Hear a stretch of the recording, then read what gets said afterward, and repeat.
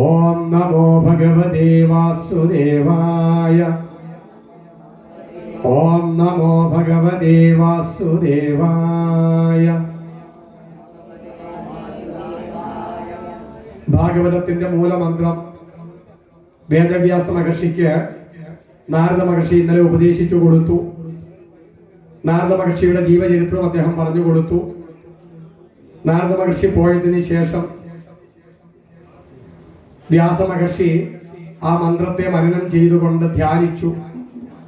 പരമപുരുഷനെയും ആ പരമപുരുഷനെ മറയ്ക്കുന്ന മായയെയും അതിനെ അതിജീവിക്കാനുള്ള മാർഗവും എല്ലാം അദ്ദേഹത്തിന്റെ ബോധമണ്ഡലത്തിൽ അനുഭൂതമായി.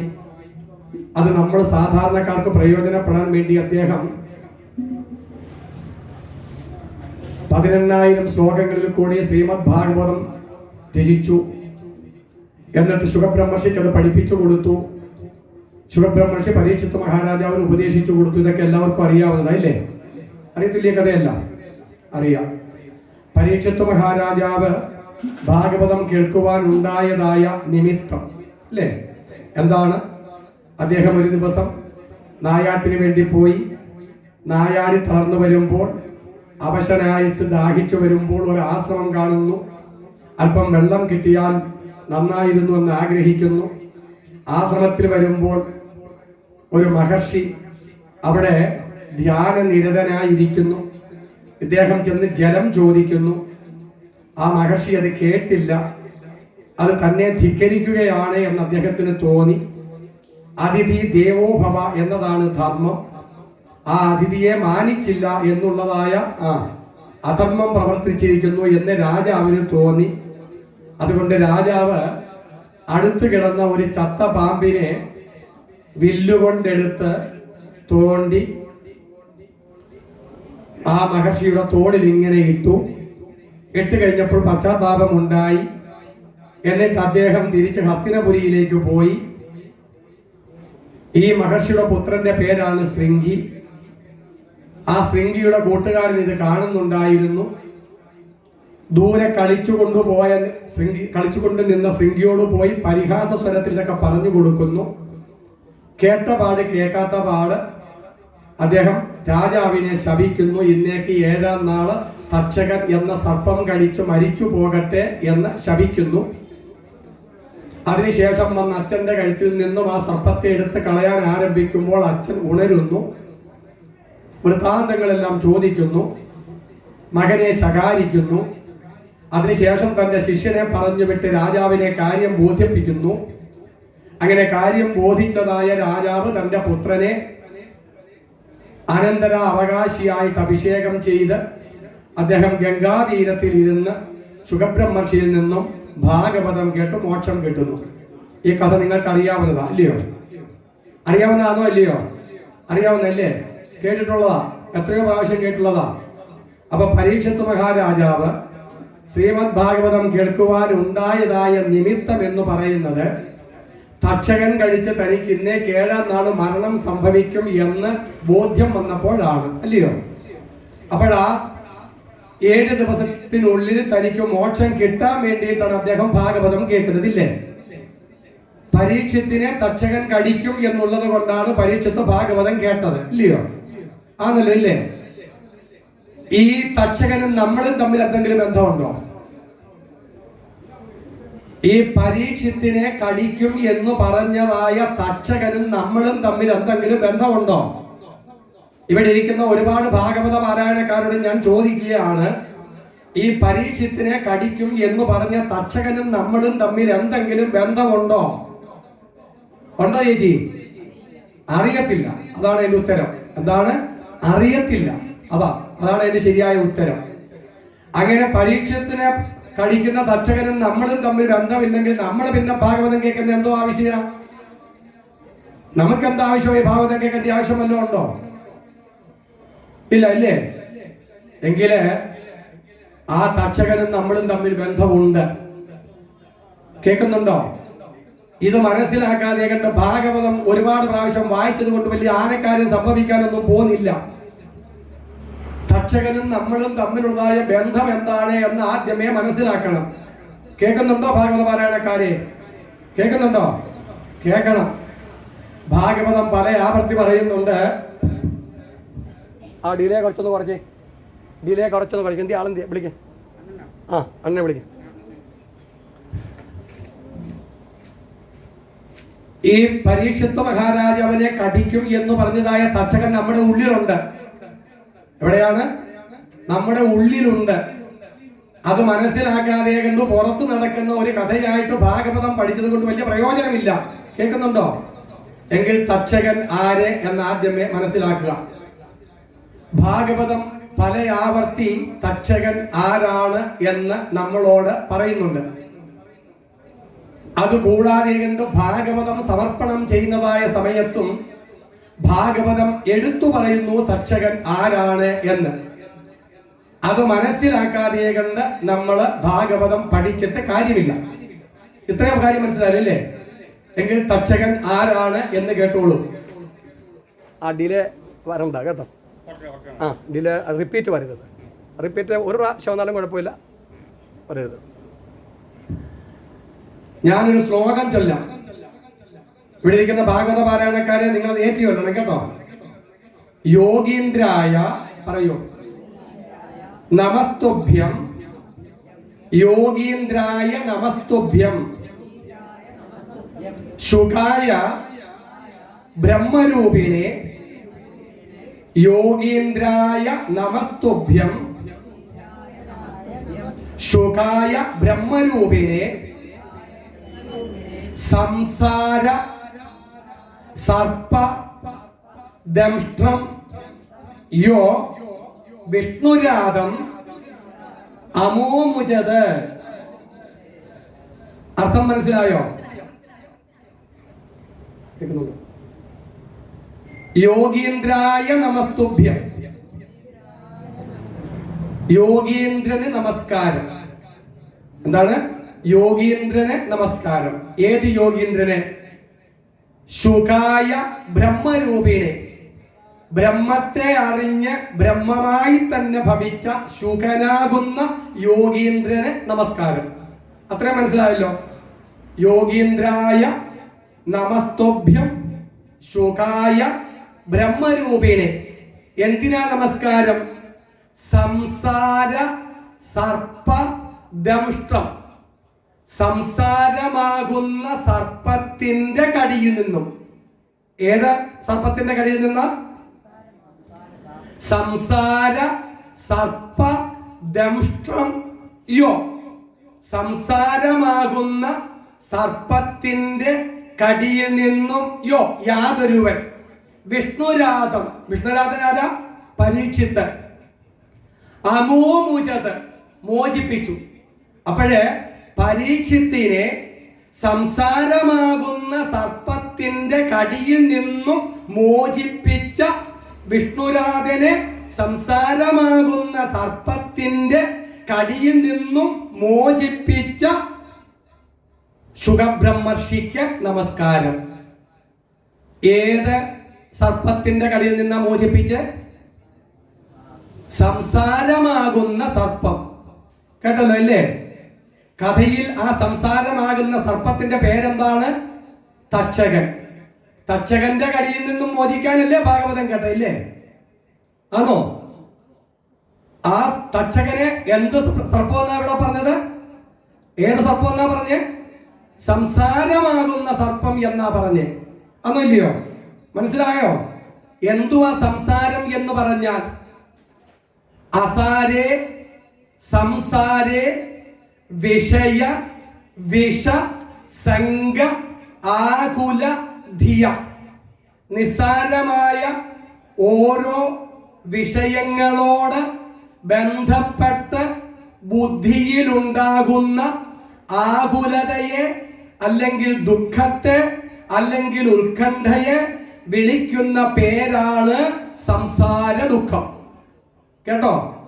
ഏതെങ്കിലുമൊക്കെ വിഷയങ്ങളോട് ബന്ധപ്പെട്ട് നമ്മുടെ മനസ്സിലുണ്ടാകുന്ന വിഷമാവസ്ഥയെ, ദുഃഖാവസ്ഥയെ, ഭയാവസ്ഥയെ, ഉത്കണ്ഠാവസ്ഥയെ വിളിക്കുന്ന പേരാണ് തക്ഷകൻ അല്ലെങ്കിൽ സംസാരമാകുന്ന സർപ്പം. ആശയം പിടികിട്ടിയോ? അപ്പം ഇങ്ങനെ ഏതെങ്കിലും വിഷയത്തോട് ബന്ധപ്പെട്ട് ദുഃഖമില്ലാത്ത ഏതെങ്കിലും മനസ്സ് പിടിയിരിപ്പുണ്ടോ? ഉണ്ടോ? ഇല്ലല്ലോ. അപ്പോഴീ തക്ഷകൻ എന്ന് പറയുന്നത് നമ്മൾ ഇപ്പോൾ അനുഭവിച്ചു കൊണ്ടിരിക്കുന്ന ഈ ദുഃഖമാണ് എന്ന് മനസ്സിലായോ? മനസ്സിലായോ? മനസ്സിലായോന്ന്? അപ്പൊ പാമ്പാണോ? പാമ്പല്ലല്ലോ. നമ്മുടെ ഉള്ളിലുള്ളതായ സംസാര ദുഃഖമാണ്. ഓരോ വിഷയങ്ങളോട് ബന്ധപ്പെട്ട നമ്മുടെ ഉള്ളിലുള്ള സംസാര ദുഃഖത്തെയാണ് ഇവിടെ തക്ഷകൻ എന്ന് പറയുന്നത് എന്ന് മനസ്സിലായോ? മനസ്സിലായി ഇല്ലേ? ഈ സംസാര ദുഃഖം എപ്പോൾ നമുക്ക് കാലബോധമുണ്ടോ അപ്പോൾ മാത്രമേ ഉള്ളൂ. നല്ലതുപോലെ ഉറങ്ങിക്കിടക്കുന്ന സമയത്ത് ആർക്കെങ്കിലും എന്തെങ്കിലും ദുഃഖമുണ്ടോ? ഇല്ല. ആ സമയത്ത് സമയം എത്രയായെന്ന് ആർക്കെങ്കിലും അറിയാവോ? അറിയത്തുമില്ല അല്ലേ? അപ്പോൾ എപ്പോഴാണോ കാലബോധം നമ്മളിൽ ഉണ്ടാകുന്നത് ആ സമയത്തെ സംസാര ദുഃഖവും ഉള്ളൂ. അങ്ങനല്ലേ? അതായത് നമ്മൾ ഉണർന്നിരുന്ന് കാലബോധത്തിൽ കാലത്തെ അനുഭവിച്ചു കൊണ്ടിരിക്കുമ്പോഴാണ് സംസാര ദുഃഖം നമുക്കുണ്ടാകുന്നത്. മനസ്സിലാവുന്നില്ലേ? ഇന്നലെ, ഇന്ന്, നാളെ, ഇതാണ് കാലത്തിന്റെ സ്വരൂപം ഇല്ലേ? ഇന്നലെ അങ്ങനെ സംഭവിച്ചു പോയല്ലോ ദൈവമേ, ദുഃഖം ആണോ? ഇന്ന് ഇതാണല്ലോ എൻ്റെ ഗതി ഭഗവാനെ, ദുഃഖം അല്ലേ? നാളെ എനിക്ക് എന്തോ സംഭവിക്കുമെന്റെ ഈശ്വര, ദുഃഖം ആണോ? ഇങ്ങനെയാണോ നമ്മുടെ ദുഃഖം? ആണോ? ഇന്നലെ, ഇന്ന്, നാളെ, അങ്ങനെ കാലത്തിനോട് ബന്ധപ്പെട്ടാണ് നമ്മളുടെ ദുഃഖം. അതുകൊണ്ട് ഈ തക്ഷകനെ കാലമാണ് എന്ന് പറയും. കാലമില്ലെങ്കിൽ ദുഃഖമില്ല. കാലമുണ്ടോ ദുഃഖബോധവും ഉണ്ട് ഇല്ലേ? പറഞ്ഞ മനസ്സിലായോ? അതുകൊണ്ട് നമ്മുടെ ഉള്ളിലെ ദുഃഖം, ബാഹ്യലോകത്തിലെ കാലം, ഇതിനെ വിളിക്കുന്ന പേരാണ് തക്ഷകൻ എന്ന സർപ്പം. പറഞ്ഞ മനസ്സിലായോ? നിങ്ങൾ ഭാഗവതം കുറെ ഏറെ കേട്ടതല്ലയോ? സപ്താഹം കുറെ ഏറെ കേട്ടതല്ലയോ? കഴിഞ്ഞതിന്റെ അങ്ങേ പ്രാവശ്യം 2 പ്രാവശ്യം ഇവിടെ സപ്താഹം ഞാൻ നടത്തിയപ്പോഴും ഇത് ഞാൻ ഇവിടെ പറഞ്ഞതാ. നിങ്ങൾ അവിടെ പുറകിൽ പോയി ഇരുന്നും കൊണ്ട് ചോറ് വിളമ്പുന്ന സമയം നോക്കി ഇരുന്നതേ ഉള്ളൂ. കേട്ടോ? കേട്ടോ നിങ്ങള്? ഇല്ല. നിങ്ങളെ ബലമായിട്ട് പിടിച്ച് ഞാൻ മുമ്പിൽ ഇരുത്തി ഇങ്ങനെ പറയുന്നോണ്ടല്ലയോ നിങ്ങൾ ഇപ്പൊ കേട്ടത്?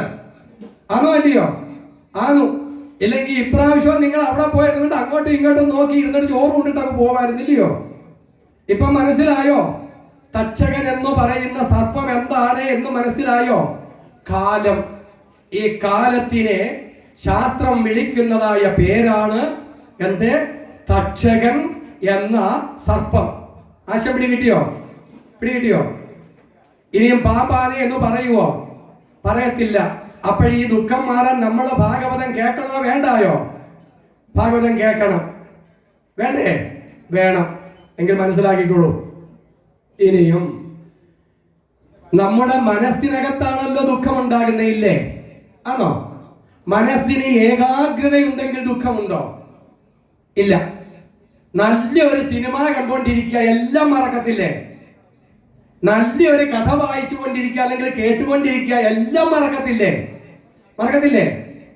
അപ്പം മനസ്സിന് ഏകാഗ്രതയില്ലാത്ത അവസ്ഥയിലാണ് കാലബോധവും ദുഃഖവും. നമ്മൾ പറഞ്ഞില്ലേ സമയം പോയത് അറിഞ്ഞില്ല എന്ന് പറയാറുണ്ടില്ലേ? പറയത്തില്ലേ? അപ്പോഴീ ദുഃഖം നമ്മളെ ബാധിക്കുന്നത് മനസ്സിന് ഏകാഗ്രതയില്ലാതെ മനസ്സിങ്ങനെ പല വിഷയങ്ങളെ ചിന്തിച്ച് ഓടിക്കൊണ്ടിരിക്കുന്ന അവസ്ഥയിലാണ് ദുഃഖം. ഇല്ലയോ? പറഞ്ഞ മനസ്സിലായോ? ഇപ്പൊ സംസാര ദുഃഖത്തിനെ സർപ്പം എന്ന് വിളിക്കാനുള്ള കാരണം എന്താണെന്നറിയാവോ? അറിയത്തില്ല. സർപ്പം എന്ന് പറഞ്ഞാൽ അതിന്റെ അർത്ഥം വേഗത എന്ന. എന്താണ് വേഗത?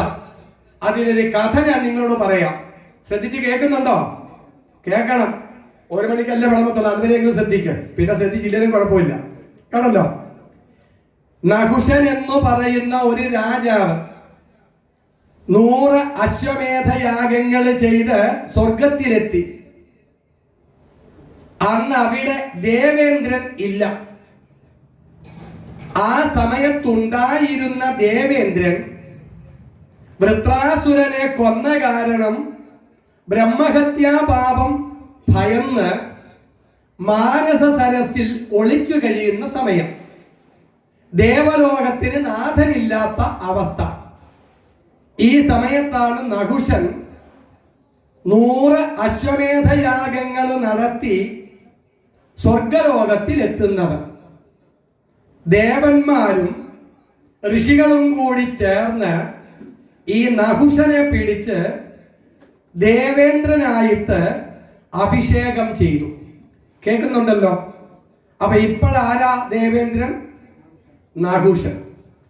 പഴയ ദേവേന്ദ്രന്റെ ഭാര്യയുടെ പേരാണ് പുലോമജ, ശചീദേവി. എന്താണ്? ശചീദേവി. ശചീദേവി. ഒരു ദിവസം ഈ ശചീദേവി നന്ദനവനത്തിൽ ഇങ്ങനെ ഉലാത്തുന്നത് ഈ നഹുഷൻ കണ്ടു. അപ്പൊ അദ്ദേഹത്തിന് തോന്നി, ഇപ്പൊ ദേവേന്ദ്രൻ ഞാനാ, അതുകൊണ്ട് അവൾ എന്റെ ഭാര്യയായിട്ടിരിക്കണം. വേണ്ടേ? ദേവന്മാരെ പറഞ്ഞു വിട്ടിട്ട് പറഞ്ഞു, അവളെ ഇങ്ങനെ കൂട്ടിക്കൊണ്ടുപോവാ, ഇപ്പൊ അവളെ ഭർത്താവ് ഞാനാ. കേൾക്കുന്നുണ്ടല്ലോ ഇല്ലേ? ഈ പാവൻ ചെന്നിട്ട് ബൃഹസ്പതിയോട് സങ്കടം പറഞ്ഞു. ദേവഗുരു ആ ബൃഹസ്പതി സങ്കടം പറഞ്ഞു. ആ ബൃഹസ്പതി ഒരു മാർഗം പറഞ്ഞു കൊടുത്തു. അത് കേട്ടിട്ട് ഈ ശചീദേവി വന്നിട്ട് നഹുഷനോട് പറഞ്ഞു,